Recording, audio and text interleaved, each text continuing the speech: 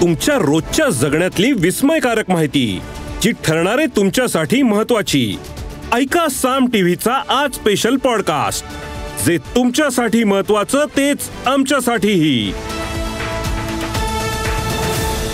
इकडे 10वी-12वीच्या बोर्ड परीक्षेतील घोकंपट्टी आता थांबणार आहे। होय, कारण SCERTनं नवा आराखडाच जाहीर केला। नव्या आराखड्यानुसार आता परीक्षेत क्षमताधिष्ठित प्रश्नांवर भर देण्यात येणार आहे। विद्यार्थ्यांना जीवन कौशल्य आणि नैतिकतेवर आधारित शिक्षण दिलं जाणार आहे। पाहूयात या रिपोर्टमध्ये। 10वी-12वी परीक्षेचा पॅटर्न बदलणार, परीक्षेतील घोकंपट्टी थांबणार, SCERT कडून नवा आराखडा,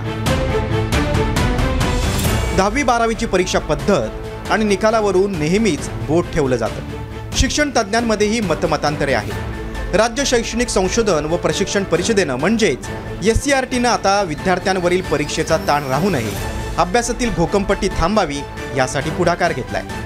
3री ते 12वीच्या विद्यार्थ्यांचा पाठ्यक्रम तयार केलाय। तो आराखडा नागरिकांसाठी ऑनलाईन उपलब्ध करून त्यावर हरकती मागवल्या होत्या। आता तो आराखडा अंतिम करण्यात आलाय। त्यात क्षमताधिष्ठित प्रश्नांवर सर्वाधिक भर दिलाय। महत्त्वाचे काय बदल होणार आहेत ते पाहूया। 3री ते 12वीच्या विद्यार्थ्यांसाठी नवा पाठ्यक्रम असेल। मानवी मूल्य, जीवन कौशल्य आणि नैतिकतेवर आधारित शिक्षण असेल।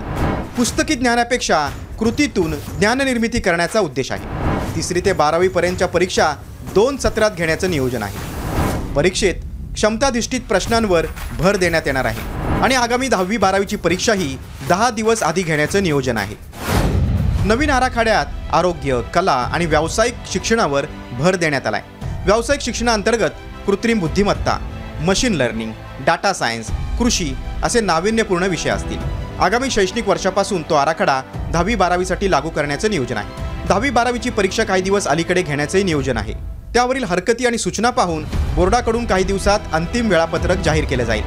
हा नवीन पॅटर्न विद्यार्थ्यांच्या गुणवत्ता वाढीला पूरक ठरणार का, हे येत्या काळात कळणार आहे। ब्युरो रिपोर्ट, साम टीव्ही।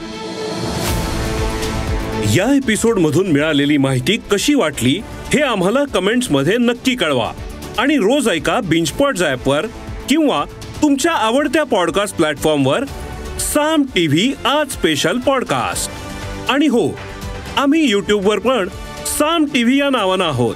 तिथे आम्हाला नक्की लाईक आणि सबस्क्राईब करा।